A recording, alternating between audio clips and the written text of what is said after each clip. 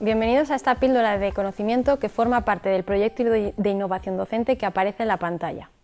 Este proyecto ha sido desarrollado por investigadores de didáctica de la matemática de la Universidad de Valladolid, en concreto por Matías Arce, Tomás Ortega, Cristina Pecha Román y quien presenta esta píldora, Laura Conejo. Dedicaremos esta píldora al teorema del ángulo inscrito. Al igual que otras píldoras del proyecto, seguiremos la siguiente estructura. En primer lugar, presentaremos el enunciado del teorema, que aparecerá en todas las diapositivas.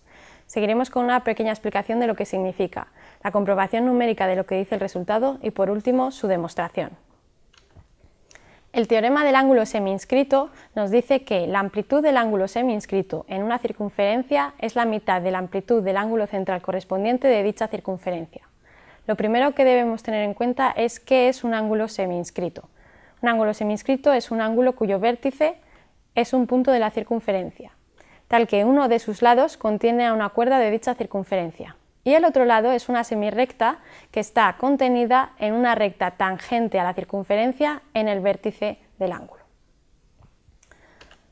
Lo que nos dice el teorema es que la amplitud de este ángulo semi-inscrito es la mitad exactamente del ángulo central correspondiente. ¿Cuál es el ángulo central correspondiente? Vamos a considerar el ángulo cuyo vértice está en el centro de la circunferencia y que sus lados delimitan el mismo arco de la circunferencia que el ángulo semi-inscrito. Conviene tener en cuenta que en este caso una de las semirrectas, que es el lado del ángulo central, pasa por el vértice del ángulo semi-inscrito, como se puede ver en la pantalla. Al igual que otros teoremas angulares, la importancia de este teorema radica en que solo podemos medir directamente ángulos cuyo vértice está en el centro de la circunferencia. Veamos la comprobación numérica de este resultado. En la construcción, que está realizada con el software de geometría dinámica GeoGebra, podemos ver un ángulo semi-inscrito tal y como lo acabamos de describir. Vemos que si variamos el vértice, la posición del vértice o del punto A, cambia su amplitud. Y si consideramos el arco de circunferencia que está completamente contenido en dicho ángulo, lo podemos usar como referencia para construir ese ángulo central correspondiente, que en este caso se va a llamar beta. Vemos que a medida que variamos la amplitud del ángulo semi-inscrito, también varía la amplitud del ángulo central correspondiente.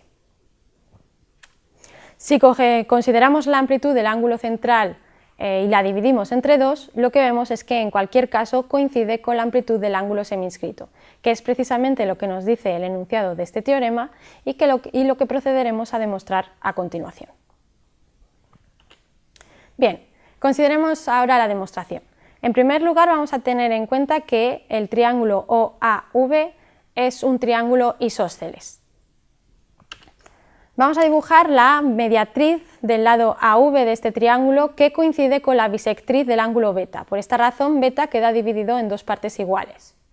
Además, el triángulo OAV queda dividido en dos triángulos rectángulos. En este caso, OMV es también un triángulo rectángulo con el ángulo recto en el vértice M y por lo tanto los dos ángulos agudos de este triángulo, beta medios y delta, suman igual a un ángulo recto, es decir, su amplitud es 90 grados, la suma de sus amplitudes es 90 grados.